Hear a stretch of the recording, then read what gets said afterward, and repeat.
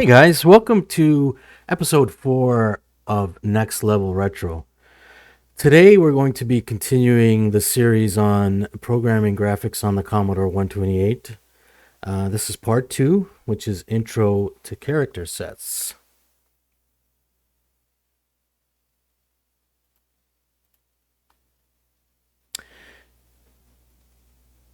And this is part 1 of the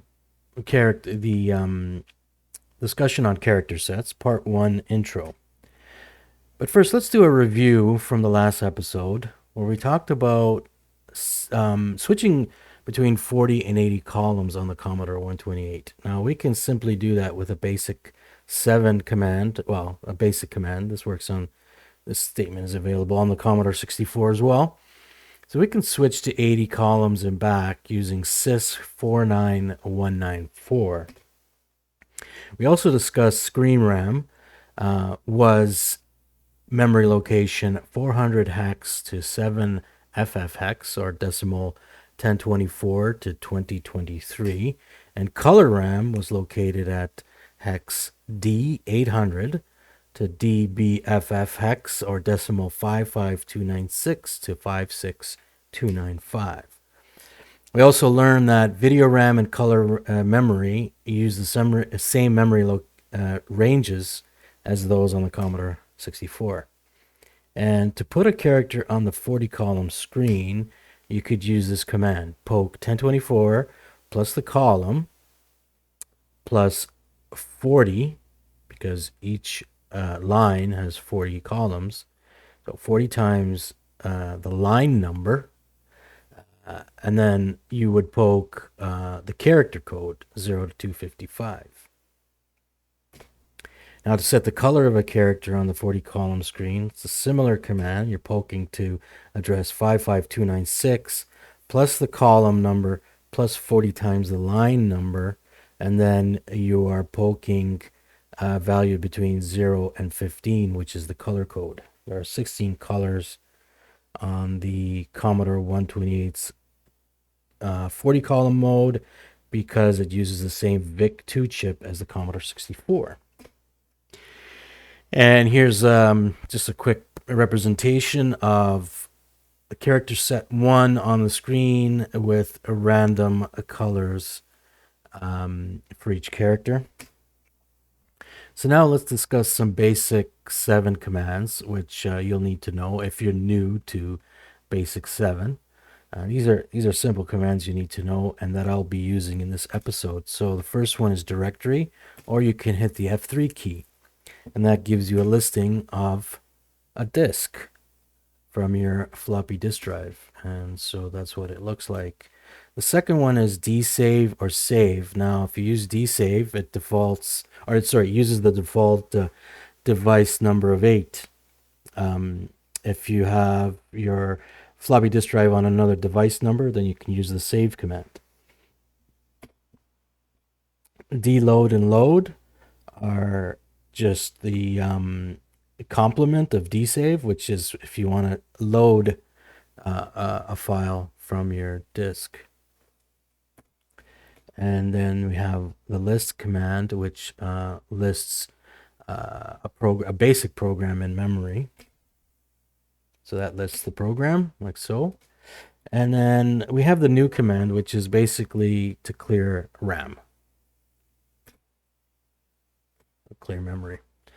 So we'll get right into character sets and start discussing them from a high level. And we want to ask the question, why are character sets important for graphics and games? It's the same reason why it's important on the Commodore 64, but we have some other features for the Commodore 128, which we will discuss in a future episode. The first thing is you can create your own character set. Again, those who are familiar with the Commodore 64 will know what this is all about. So this allows you for creating your own graphical characters. So you can have a character set which is comprised of multicolor characters, graphic characters.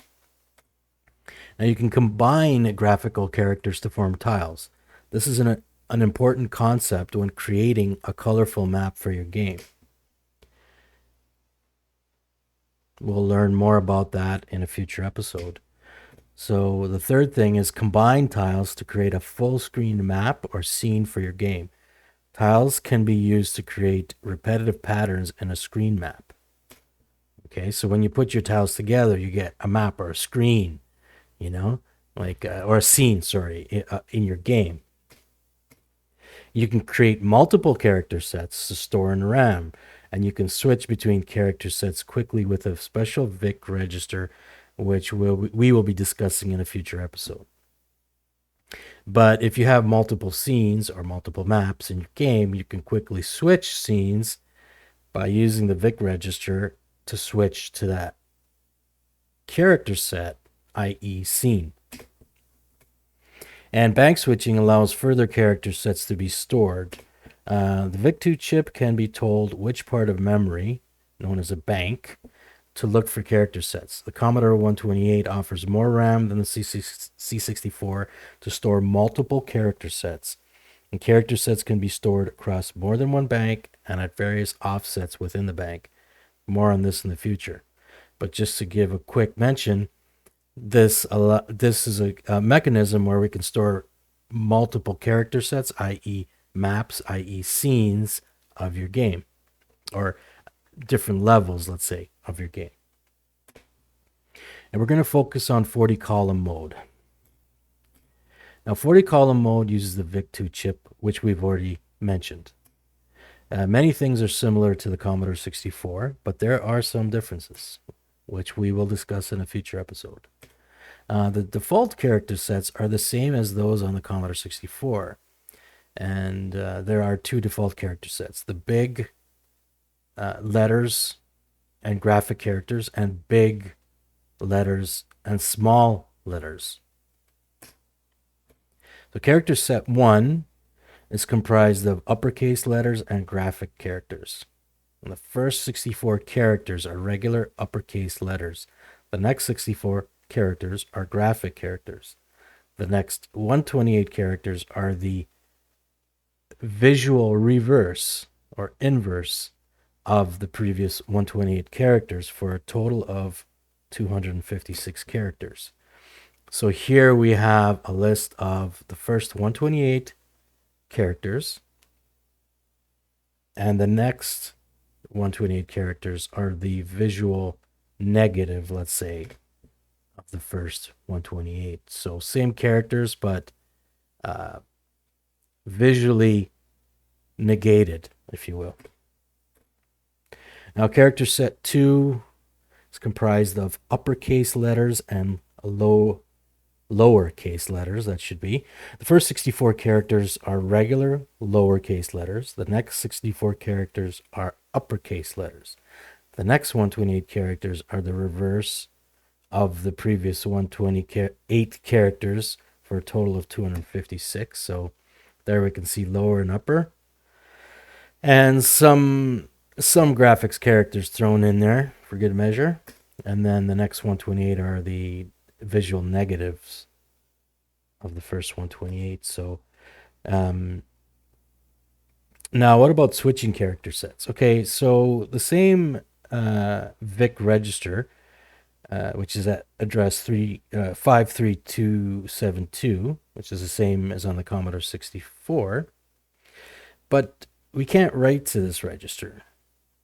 So then how do we tell the VIC which character set to use? Well, on the Commodore 128, we have a shadow register at address 2604 that must be used instead, and we can write to that. Okay, so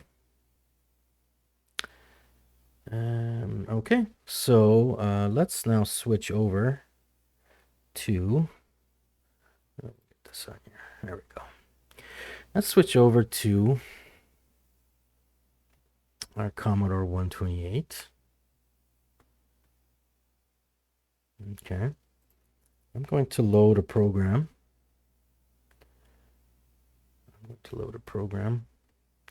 Once I can get to my Commodore 128, there we go.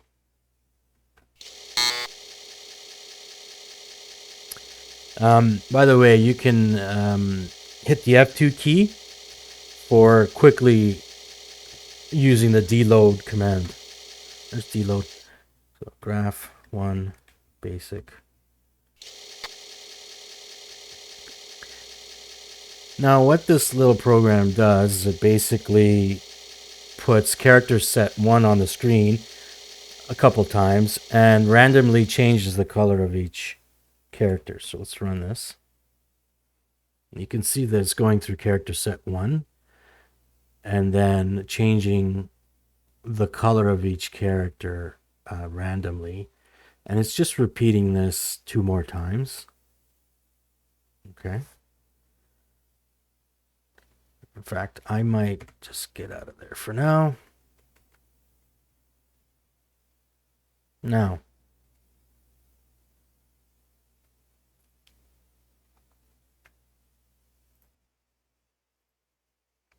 if we were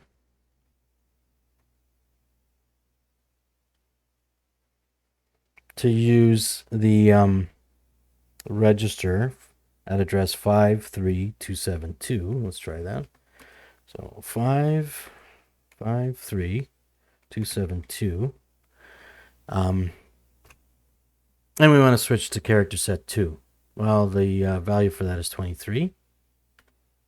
You can see nothing happens. On the Commodore 64, that would have switched our display to character set 2.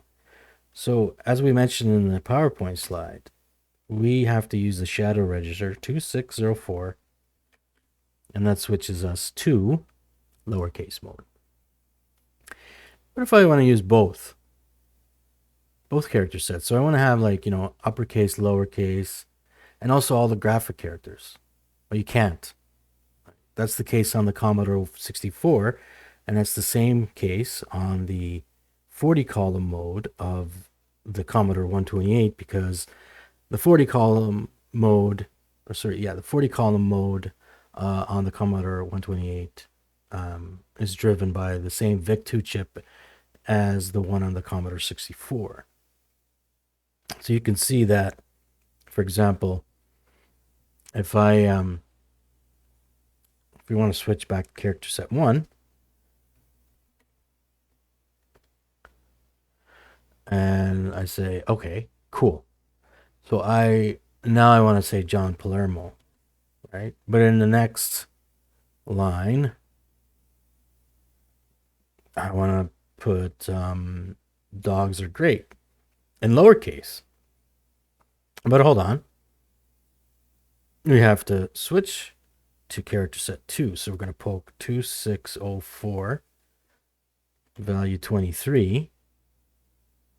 So I can enter character set 2 and enter dogs are great in lowercase.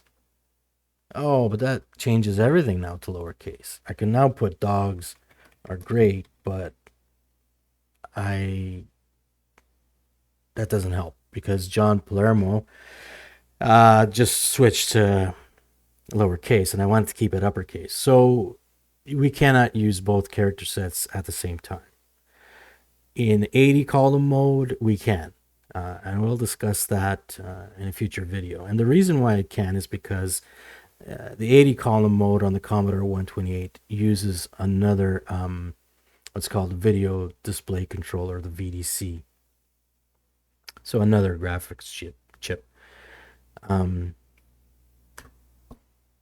Okay, so having said that, let's poke back to 604, poke back to character set 1. Now,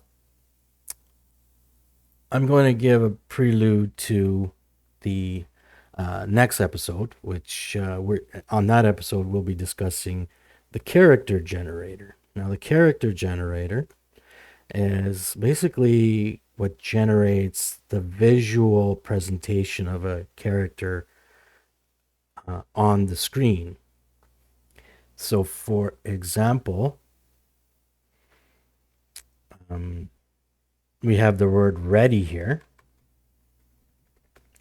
So character generator is basically an area in ROM that stores the bitmap for each character. And each character is basically an 8 by 8 matrix of pixels.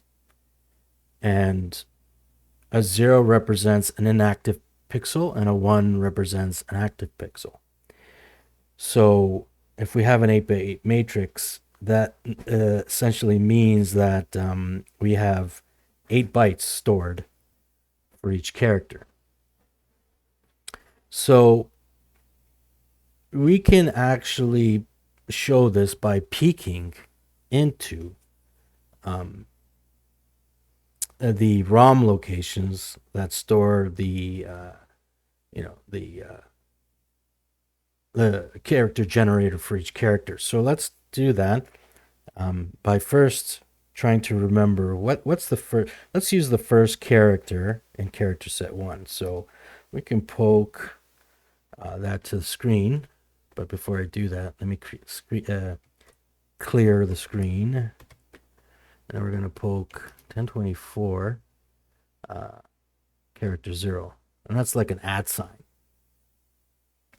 So you can kind of see there, if you look at that, you can kind of see that the first row in that 8 by 8 matrix has, if we can kind of guess, we can say that the first pixel is inactive, then the next 6 pixels are active, and then the last pixel is inactive on that first row.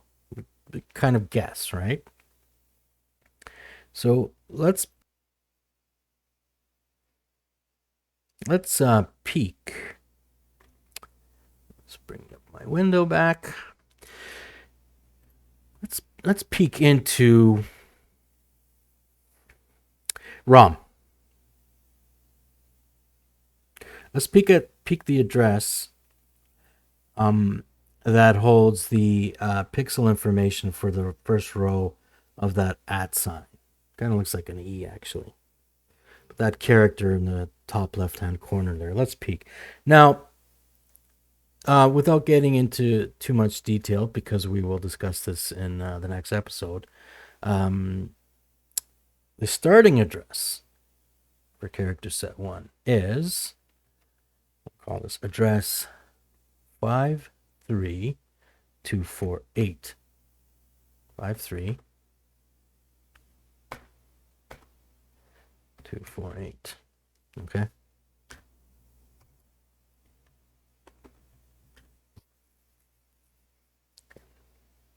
So at that address,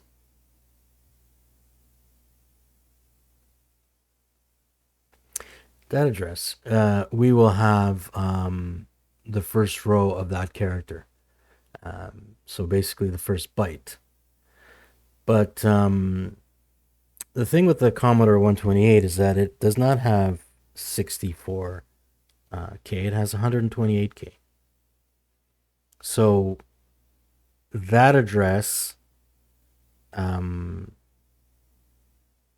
because we have a 16-bit address bus, we cannot address all 128K with 16 bits. So we have to do something called bank switching, and I'll get more into that in a future episode. But in order to actually peek into the generator ROM, you have to switch banks.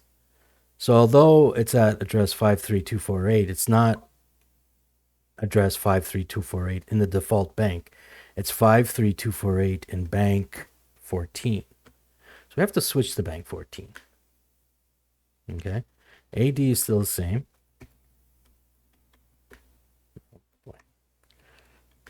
Okay.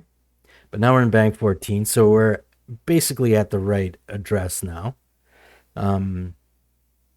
And so let's peek at that address. And what will we see? We will see 60.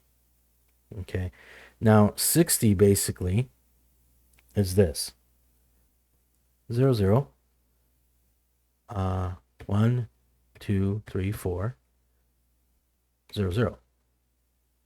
And although we guessed that there was a 1 inactive bit followed by 6 active pixel, sorry, followed by an inactive pixel was roughly correct, but actually it's two inactive pixels followed by four inactive pixels followed by two inactive pixels, and that's what we'll see.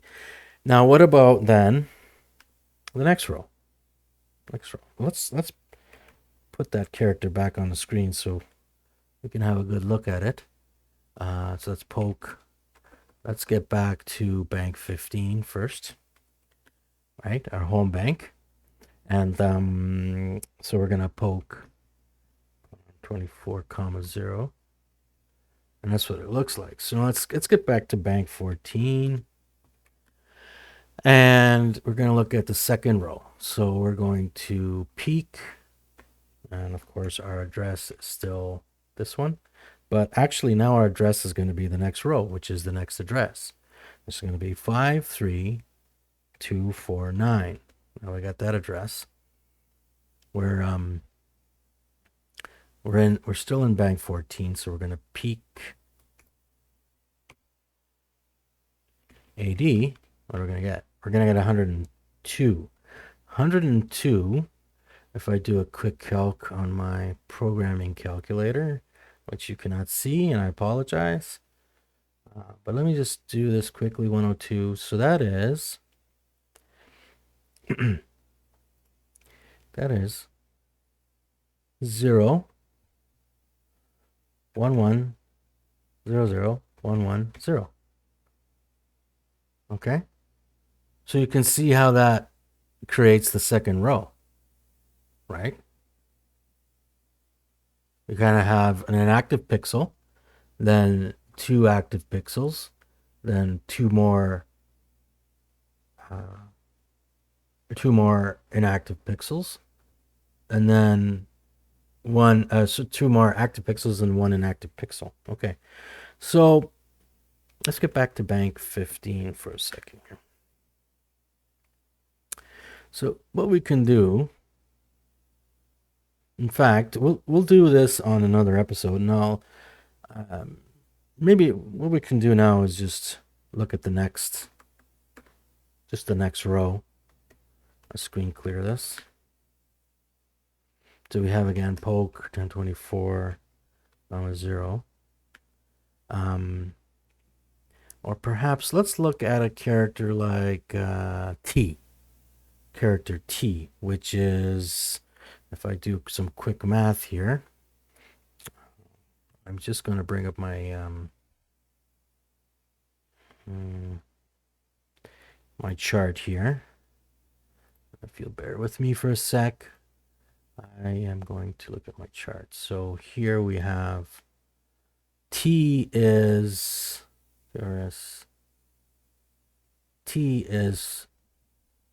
Petsky code 20. So let's actually poke 20. And there's our T. Okay. So let's start with AD. The address will be 53248. Again, we're going to go to bank 14. And we are going to peek at AD. However, we must keep one thing in mind, is that even though we are starting at 53248, right? We have to adjust, we have to take the offset into AD. So AD is going to equal 53248 plus character 20 times 8. Why times 8? Because we have 8 bytes per character. Okay? And we're going to start off with the first row of T. Okay, so we're going to do this quick calculation, and then we're going to look at what AD is. It's 53408. So the address inside the character generator ROM that generates the character T starts at 53408. So now we're going to peek. And we are at bank 14. We are going to peek at AD. That gives us 126, and a quick calculation for 126 is 0. I just messed that up. 126 is 0. 1, 2, 3, 1, 2, 3, 0. And you can see how that's the top of the T, right? That's the top of the T. So in the next episode, we'll start building a simple basic program that kind of visually represents the bits inside of character generator ROM. And just to show you how we're actually peeking the generator ROM and confirming what our understanding is. So I'm going to leave it at that for today. And I hope you like this video. And guys, stay tuned for part 3, okay? Which is we're going to dig deep into character generator ROM. Okay, thanks for watching, and bye for now.